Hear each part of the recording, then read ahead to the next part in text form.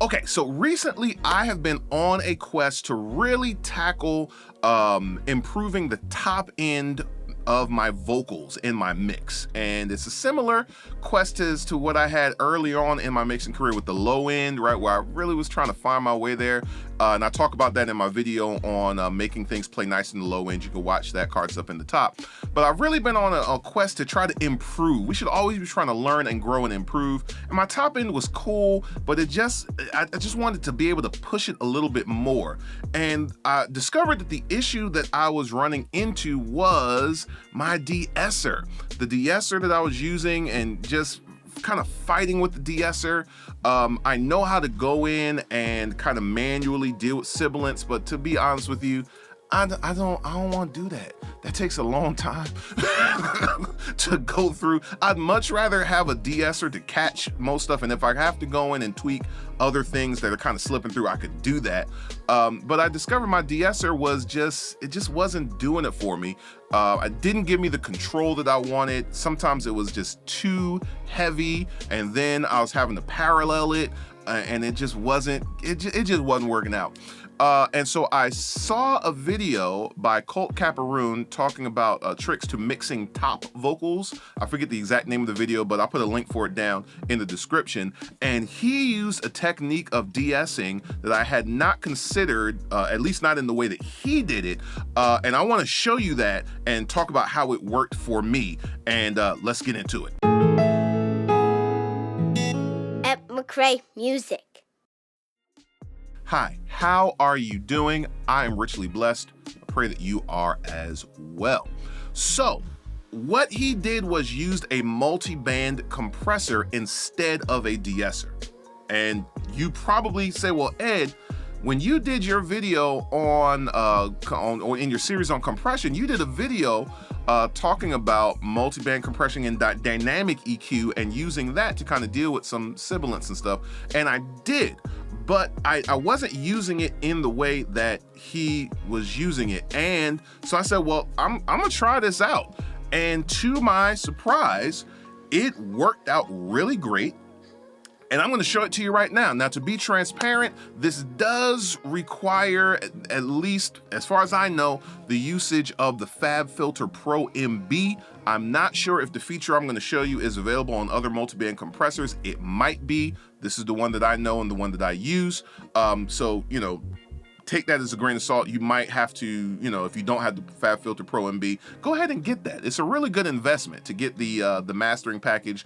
Card up in the top, I actually, talked about the FabFilter plugins a while ago, and you might want to go ahead and grab that because it's cool. But I'm going to show you that. Before I do, please take a moment and like this video. Please take a moment and subscribe to this channel. It will help me out a lot, and it'll help you out because then you'll know when new videos are coming. Let's take a look at using the FabFilter Pro MB multiband compressor for de-essing.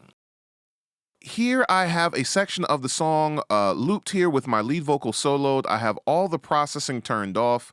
On the vocal, let's just listen to what we've got. Word and worship, fasting and prayer, these are the ways I draw close to you. All right, so the sibilance isn't crazy, but I do want to tame it a bit. And so what I've done here is I have my FabFilter Pro MB.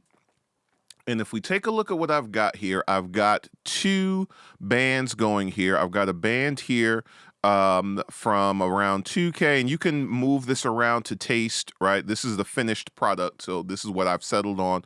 But I've got a band here from around 2K to up here around 7.5K. And I've got my top end going on up here from 7.5K on up, all right, like so. And let's just look at what's going on in here. So what you can do with the Pro MB, which is really cool, is you can basically do like a side chain kind of situation with the triggering of a band. So what I've done here is I've taken this band here. My sibilance really is more so going to be up top here, but there's also some sibilance and some harshness. So this is taking care of sibilance, but then also harshness in the vocal going on down here, right? And so what I've done is I actually have changed the trigger here for this band from band to free. And this allows me to kind of drag this and slide this part over, right? I can grab this and slide it around to exactly the portion that I want to trigger that band, right? So if there was, for some reason, something happening way up here that I wanted to be a trigger, I could do that, right? And I can deal with the width of it, you know, for how much I want that to capture. So again, I've settled in on right here. So that means that when my sibilance, which is going to live up here, happens, it is going to then trigger this band. If we look at the settings that I have here, I have a very fast attack, very fast release. I want it to hit it quickly, and then get on out of there, all right? I have a medium knee. I didn't need to hit it too hard. I left the ratio at 4. I could play around with the knee here if I wanted to. Let's look at what's going on in the top band over here. And of course, the threshold has been adjusted to where things are need to be.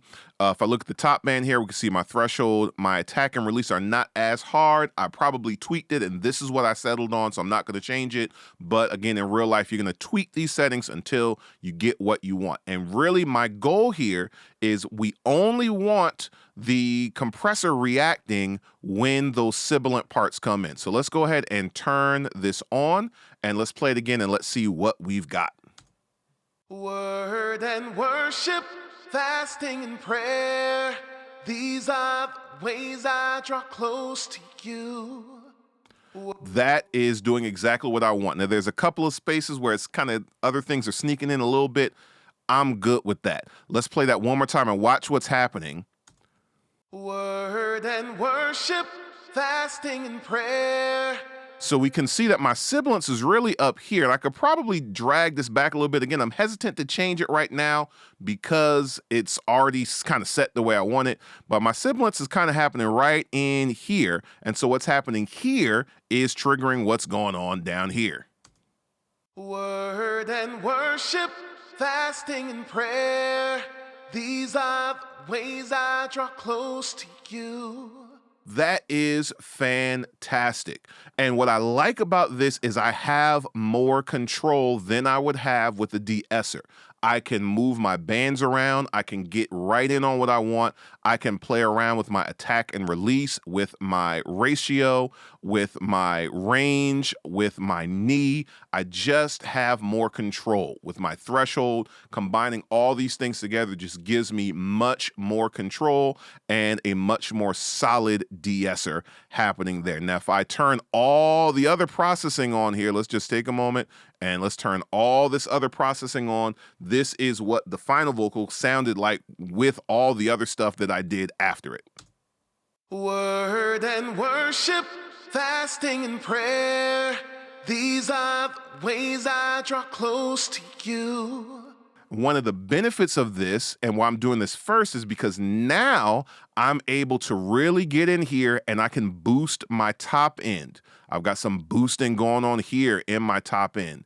I'm boosting my top end down here with the Mag 4, getting some air up there, and I'm able to do all that. And then I even have another multiband down here that's just kind of catching any other stuff that's going on.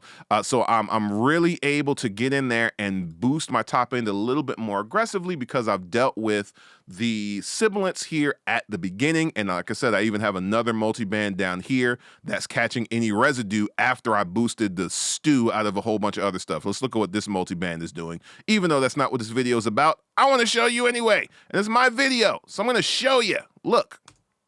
Word and worship, fasting and prayer, these are the ways I draw close to you. So we can see it's after I boosted the stew out of that, I'm just catching all that stuff again. So I got a similar thing happening here as well. This is the new way that I'm going to be de-essing. Shout outs to Colt Caparoon for that video on pop vocals, because that really helped me here to get the sound I was looking for. I've been wrestling with the top end, and I think that through the techniques that he showed in that video, I've been able to kind of get my top end a little bit more crispy the way that I want it to be. All right, that worked out really, really well. Look, one thing about me, like I always say, we are all learning. We should all be trying to learn and grow. And if I see something somewhere else and I incorporate it into what I'm doing and it works for me, I'm gonna share it with you, and I'm gonna give credit to where and who I learned it from, all right? So again, shout out to Colt Caparoon. Link to the video in the description on his video on mixing pop vocals, because that really helped me. It set me up where I can push my top end, and I'm really happy with the results that I got there on that song, and I'm gonna be incorporating that into my mixing techniques moving forward, right? The more tricks, the more things you can put in your bag of tricks as an audio engineer, the better off you'll be, and then you can pull them out when necessary. All right, so I hope that helped you. Please like this video, please subscribe to this channel, and I'm gonna see you guys again soon in another video, all right?